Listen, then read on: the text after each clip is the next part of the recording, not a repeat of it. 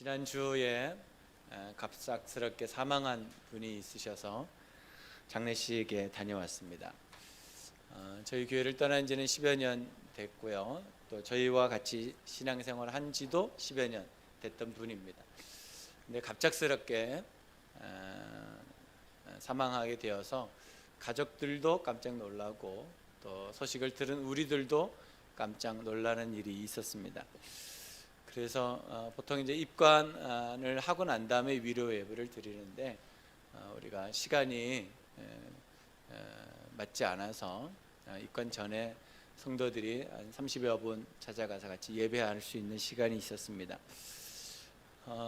장례식 얘기를 듣고 어떻게 하면 섬길 수 있을까, 위로할 수 있을까라는 마음을 가지고 순서지를 만들면서도 마음이 먹먹하고, 그래서 하나님, 내가 어떻게 위로하면 좋을까요? 말씀을 주십시오 라고 해서 요한계시록 21장 4절 말씀을 같이 나누고, 제가 그 유가족들을 위로하면서 했던 말이 어떤 말이냐면 다시 만날 수 있다라는 거였습니다. 지금은 참 힘들고 어렵지만 분명히 다시 만날 수 있다. 그 다시 만날 날을 기대하면서 우리가 이 땅에 사는 동안 믿음으로 잘 살았으면 좋겠다라는 이야기를 같이 나누었습니다. 다른 위로가 없는 것 같아요. 아무리 기도하고 생각해 보아도 다시 만날 수 있다, 이 위로가 가장 큰 위로가 아닐까라는 생각을 했습니다. 우리가 갑작스럽게 어떤 일들을 만나면 참 말문이 막힌다 그러잖아요. 그런데 우리에게 있는 가장 큰 위로는 하나님의 나라인 것 같습니다. 이 땅에 살아가는 우리에게 주님 주시는 가장 큰 위로는 우리가 지금 헤어져도 다시 만날 수 있다라고 하는 큰 위로가 우리에게 있는 것 같습니다. 오늘 우리가 읽었던 이 본문의 내용들을 보면 위로라는 단어가 참 많이 나옵니다. 고린도 교인들에게 두 번의 편지를 보내는데 첫 번째 편지가 고린도 전서, 두 번째 편지가 고린도 후서입니다. 그런데 고린도 후서를 시작하면서 하는 말이 뭐냐면 계속되는 위로라는 단어가 나옵니다.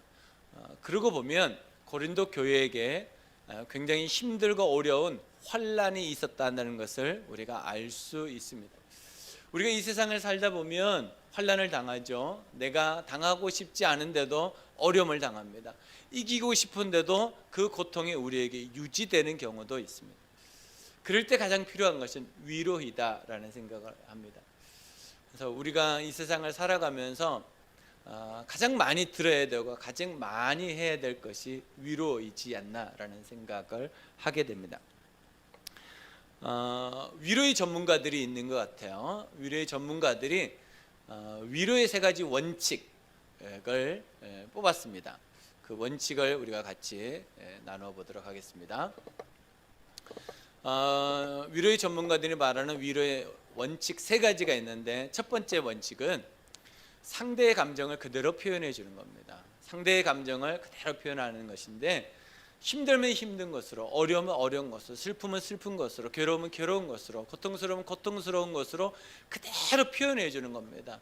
그것이 아니라고 말해 주는 것이 아니라 그렇다라고 말해 주는 거예요. 그대로 감정을 표현해 주는 겁니다. 두 번째는 상대의 감정의 정상이라고 말해 주는 거예요.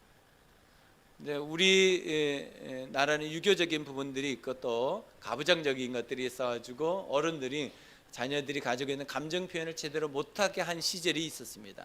그래서 울고 싶어도 울지 못하게, 웃고 싶어도 울지 못하게 했습니다. 그래서 우리의 감정이 비정상적인 것으로 인식되는 시간들이 있었습니다.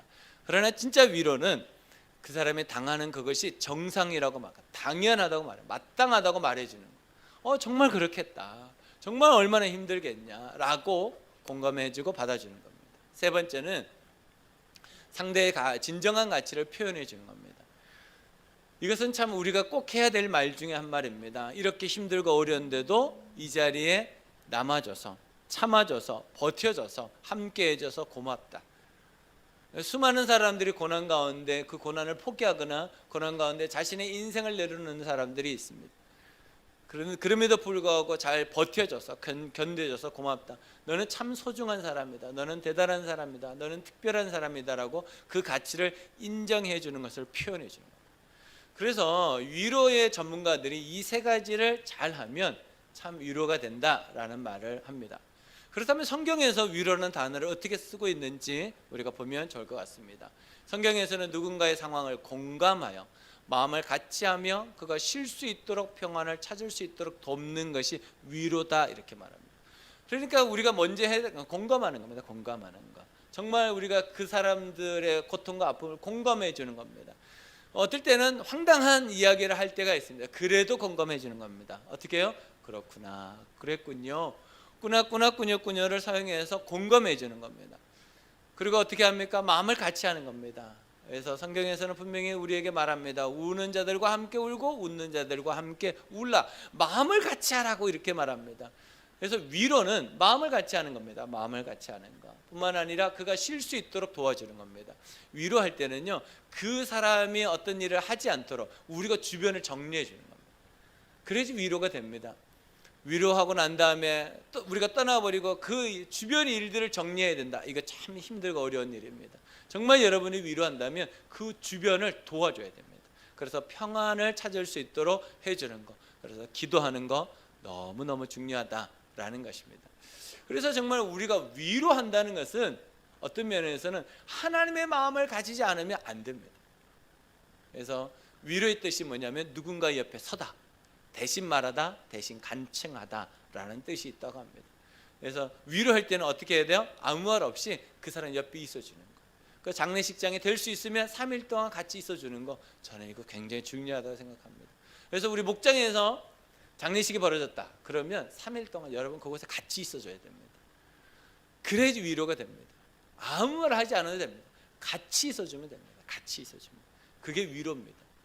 그래서 옆에서 섬겨주고 기도해주고 계속해서 내가 당신을 도와주고 싶다라는 표현들을 계속하는 것, 이것이 그리스도인들이 해야 할 일이다라는 것입니다. 이 땅을 살아가는 사람들에게 위로는 다 필요합니다. 위로가 필요 없는 사람은 아무도 없습니다. 성경 인물 중에 위로의 이름을 가진 사람들이 있습니다. 첫 번째로는 삼위일체 하나님이 위로자십니다. 특별히 성령 하나님은 그의 별명에서 위로자의 뜻이 있습니다. 보혜사라고 하는 뜻에는 위로자라고 하는 의미도 있습니다. 그래서 성령이 충만해지면 우리에게 가장 먼저 경험되어지는 게 위로입니다. 우리가 성령에 충만하면 가장 먼저 사람들에게 해줄 수 있는 게 위로입니다. 그래서 우리의 삶 가운데 하나님은 항상 위로하기를 원하십니다. 하나님은 또한 우리를 통해서 누군가가 위로받기를 또 원하고 계십니다. 노아라고 하는 뜻이 위로자입니다. 여기 노아가 있잖아요. 앞으로 노아는 살아야 될 삶이 결정된 사람입니다. 위로를 받고 위로하는 사람으로 살아가게 될 것입니다.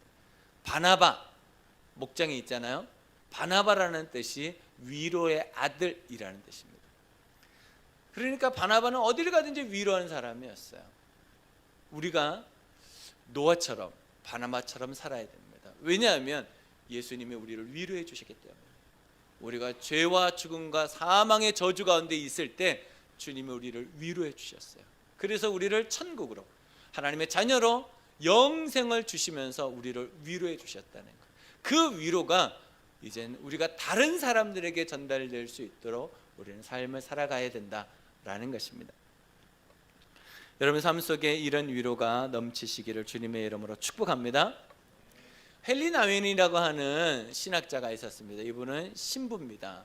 하버드 대학에서 심리학을 가르쳤던 분이기도 하신데요. 이분이 쓴 책이 있습니다. 아주 얇은 책인데 상처 입은 치유자라고 하는 책입니다. 읽어보지 못하신 분들은 읽어보시면 굉장히 유익할 겁니다. 내용의 전체는 이것입니다. 하나님께서 우리에게 위로자로 예수님을 보내셨는데 그 예수님은 이 땅에서 그냥 희희락락하고 사신 것이 아니라 인간의 모든 죄와 인간의 모든 고통을 한꺼번에 당해주시고 우리를 위로해 주러 오셨던 상처 입은 치유자셨다라는 내용이에요. 그 전반부입니다. 그리고 예수 그리스도를 믿는 그리스도인들의 삶도 또한 이와 같아서 예수 그리스도께서 우리의 모든 아픔과 슬픔과 고통 이것을 위로해 주시고 그 위로를 받은 우리가 또한 누군가에게 가서 위로하는 삶을 사는 사람, 상처 입은 치유자라는 것입니다.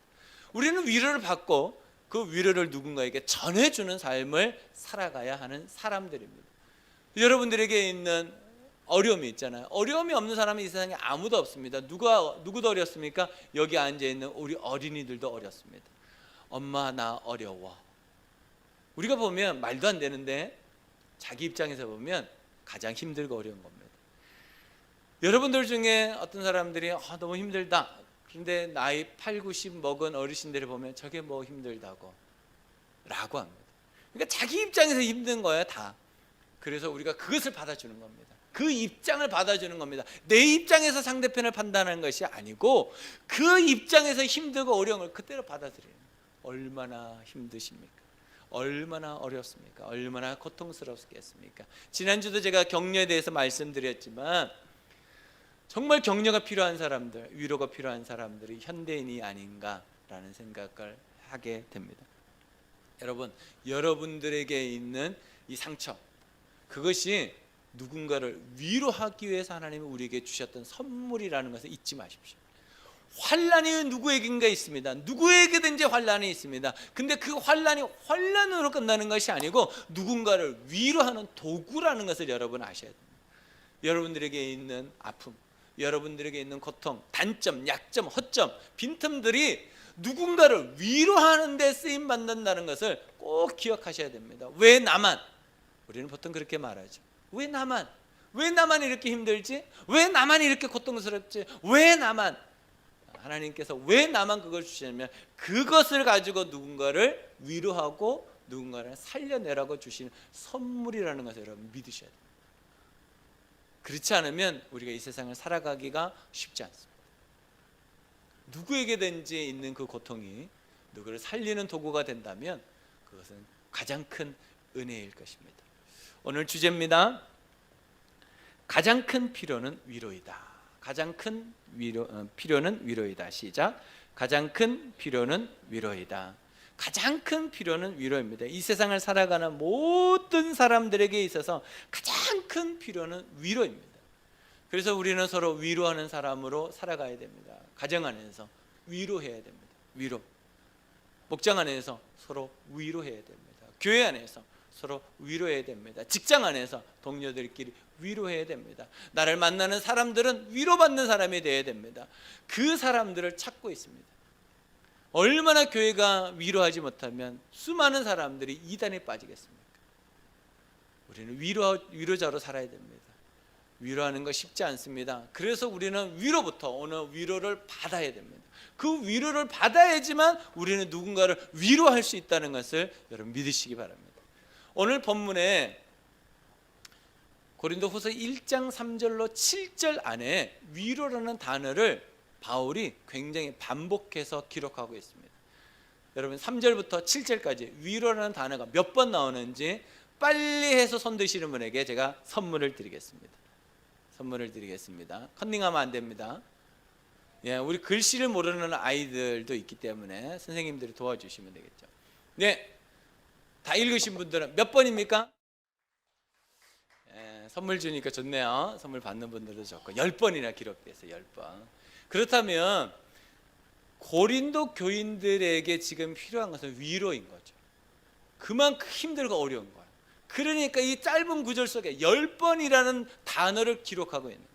얼마나 위로가 필요하면 10번이나 말하겠습니까? 지금 제가 설교를 시작하고 지금까지 위로라는 단어를 몇 번 썼을까요? 맞추시는 분한테 제가 엄청난 선물을 드릴 수 있습니다. 문제는 제가 몇 번인지 모른다는 거예요. 우리는 위로가 필요해요. 위로가 정말 위로가 필요합니다. 그러면 우리가 어떻게 하면 위로자로 살 수 있을까? 저는 두 가지라고 생각합니다. 첫 번째는 받은 위로를 전하며 삽니다. 받은 위로를 전하며 삽니다. 시작. 받은 위로를 전하며 삽니다. 4절입니다.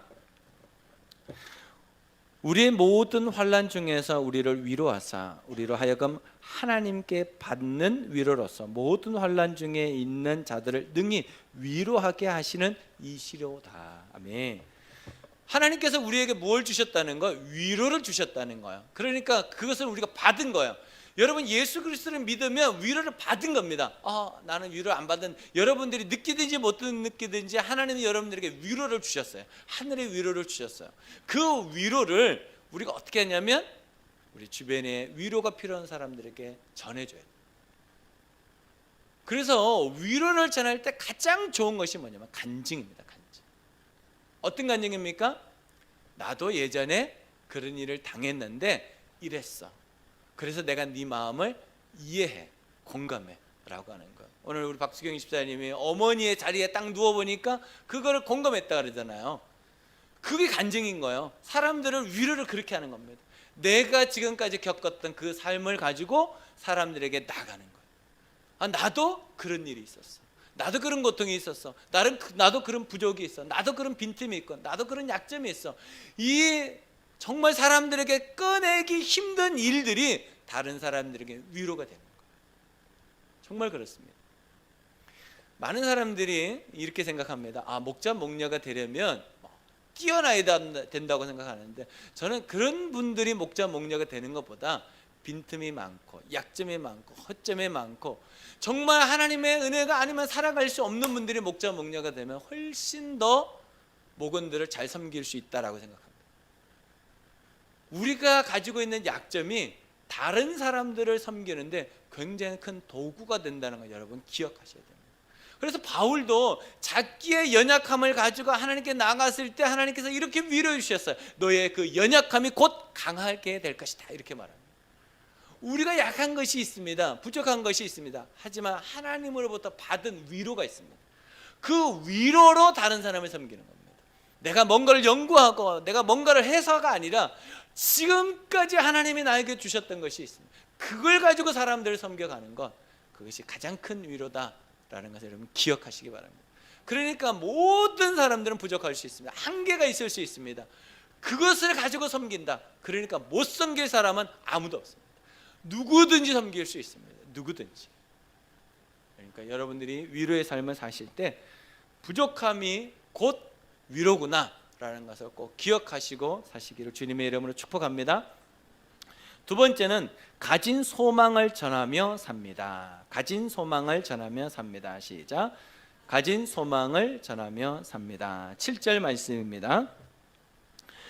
너희를 위한 우리의 소망이 견고함은 너희가 고난에 참여하는 자가 된 것 같이 위로에도 그러할 줄 알미라.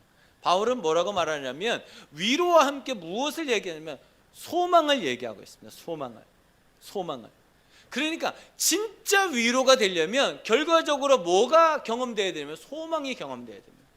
위로는 했는데 절망이 경험된다. 그러면 위로가 아닙니다. 정말 위로가 되려면 결과적으로는 소망이 우리에게 생겨야 됩니다. 우리에게 가장 큰 소망 예수. 아멘. 우리에게 가장 큰 소망은 예수입니다. 그래서 우리가 사람들을 위로하고 격려하고 축복하고 그들을 섬기고 할 때 결과적으로 그가 누구를 만나기를 원하는 거예요? 예수님을 만나기를 원하는 거예요. 왜요? 예수님에게만 소망이 있으니까, 예수님에게 가야지만 위로를 받으니까, 예수님에게 가야지만 살아날 수 있으니까 우리가 다른 사람을 위로하는 것, 다른 사람을 섬기는 것, 다른 사람과 함께하는 이유가 뭐냐면 예수님을 전하기 위해서입니다. 예수님이 빠진 위로, 그것이 무슨 위로가 되겠습니까? 예수님과 함께하는 위로가 진짜 위로인 것을 여러분 믿으시기 바랍니다. 그래서 우리는 어떤 목적을 가지고 살아가야 되냐면 하나님, 내가 저를 위로할 때 주님께서 나와 함께해 주시옵소서. 그래서 우리가 가만히 생각해 보면 내가 누군가를 위로해요. 그런데 그 위로가 내 말이 아니고 하나님께서 나를 통해서 그를 위로하시는 거더라고요. 그러니까 여러분들은 중요한 사람입니다. 여러분 소중한 사람입니다. 여러분 특별하신 분들이에요. 하나님께서 내 입술을 통해서 내 삶을 통해서 누군가를 위로할 때 하나님께서 나와 함께 하시는구나. 그래서 사람들이 살아나고 그 사람들이 세워지는 것을 우리가 보게 됩니다. 그러니까 여러분들이 하는 그 모든 위로 가운데 위로 전에 꼭 기도를 하시면 좋겠어요. 하나님, 이 위로를 통해서 저 사람이 살아나게 해주시옵소서. 하나님, 이 위로를 통해서 저 사람이 세워지게 해주시옵소서. 하나님, 이 위로를 통해서 예수 믿게 해 주시옵소서. 이 기도를 하면서 위로를 할 때 성령께서 함께 해주시지 않겠습니까? 여러분 삶 속에 이 경험들이 날마다 풍성해지시기를 주님의 이름으로 축복합니다. 제가 20살 되던 해에 힘들고 어려운 일이 있었습니다. 대학을 가야 되는데 대학을 가지 못했습니다. 이유는 제가 여러분들에게 말씀을 드렸죠. 참 제 뜻대로 되지 않았습니다. 죽으려고 했는데 죽지도 못했습니다. 회사를 가게 됐습니다. 직장 생활을 하는데 6개월 만에 폐결핵에 걸렸습니다. 기침하는데 피가 막 나오고 온몸이 불덩이처럼 뜨거워지고 몸살 감기로 앓는데 죽을 것처럼 힘들고 어려웠습니다. 그래서 병원에 갔더니 양쪽 폐가 다 사진이 찍히지 않는 거예요. 그러면서 의사가 저희 어머니를 막 야단치시는 거, 어떻게 자녀를 이렇게 관리해서 영양실조의 폐결핵까지 왔냐. 그래서 제가 너무너무 힘들고 어려웠습니다. 가만히 생각해 보니까 제 인생에 점점 안 되고 있었습니다. 되는 것이 없었습니다. 하려고 해도 할 힘이 없습니다. 의욕도 없었습니다. 제가 그때 선택했던 기도인 것입니다. 기도. 하나님, 정말 하나님 살아계시고 나를 구원해 주셨는데 왜 내가 인생이 이렇습니까? 되는 일이 없습니다. 20살 꽃다운 그 나이에 죽음을 생각해야 되고 인생을 포기를 생각해야 되는 그 시점, 하나님 왜 이렇습니까? 하나님이 저를 전혀 모르는 것처럼 저는 느껴졌습니다. 청년 때 금요 철야 기도를 마치고 청년들과 함께 광주에 있는 삼곡기도원에 올라가서 산기도를 새벽까지 한 적이 있습니다. 어느 날 새벽에 기도를 하는데 하나님께서 저에게 찾아오셔서 들려주셨던 잊지 못할 위로가 있습니다. 하나님께서 그때 저에게 주셨던 3가지의 위로가 있는데, 첫 번째, 내가 다 안다라는 음성이었습니다. 저는 하나님이 제 인생을 모른다고 생각했어요. 모른 채 하신다고 생각했어요. 알아주지 않는다고 생각했어요. 왜 내 인생이 이렇게 내리막일까? 끝도 없는 그런 삶일까? 근데 하나님께서 첫 마디가 내가 다 안다라고 하는 음성이었습니다. 여러분, 여러분들의 삶 속에 안 되는 일이 있을 거예요. 막히는 일이 있을 겁니다. 도대체 왜 내 인생이 이럴까라고 하는 일이 있을 거예요. 근데 주님께서 여러분들에게 하시는 말씀이 이겁니다. 내가 다 안다. 여러분, 하나님은 모르시는 것이 없습니다. 다 알고 계십니다. 여러분들을 위로하십니다. 하나님께서 여러분들을 도와주시고 함께 해주실 겁니다. 두 번째로 하나님께서 들려주셨던 음성, 내가 함께 하겠다라는 것. 저는 외로웠습니다. 친구들도 친척들도 부모도 아무도 없이 저 혼자 제 삶을 이겨내야 되는 참 힘들고 버거운 그런 삶을 살아가고 있었습니다. 근데 그때 주님께서 저에게 주셨던 말씀이 내가 함께 하겠다라는 거예요. 임마누엘 하겠다는 말씀이었어요. 저는 큰 위로를 받았습니다. 아, 그렇구나. 하나님이 나와 함께 하시면 내가 못할 것이요. 여러분들이 힘들고 어려울 때 여러분들이 느끼든지 느끼지 못하든지 하나님은 함께 하십니다. 언제든지 여러분들과 함께 하십니다. 여러분들 어둠 속에 있을 때도, 희망이라는 단어를 찾지 못할 때도 하나님은 여러분들과 함께 하신다. 세 번째로 하나님 저에게 들려주셨던 말씀이 내가 도와주겠다라는 거예요. 내가 도와주겠다. 저는 가장 큰 위로를 받았던 것 같습니다. 누구도 나를 도와주지 않는 그 형편과 처지에서 주님께서 나를 도와주겠다라고 하는 이 음성은 저를 살리는 음성이었고 저를 세우는 음성이었습니다. 여러분, 저에게만 이 음성이 들릴까요? 그렇지 않을 것 같아요. 주님께서는 오늘도 여러분들에게 이 음성을 그대로 들려주실 것 같아요. 그래서 지금 우리가 임마누엘 기도를 하려고 합니다. 임마누엘 기도는 지금 하나님께서 나에게 어떤 말로 위로하시는 것 같으세요? 라는 거거든요. 여러분 눈을 감고 지금 같이 해보는 겁니다. 눈을 감으십시오. 눈을 감고 지금 하나님께서 여러분들을 어떤 말로 위로하는 것 같은지 여러분 생각 가운데, 여러분 마음 가운데 떠오르는 것들을 한번 찾아보십시오. 하나님께서 여러분들을 위로하시길 원하십니다. 하나님은 오늘 여러분들에게 위로의 말씀을 주실 것입니다. 여러분 어떤 위로가 필요하십니까?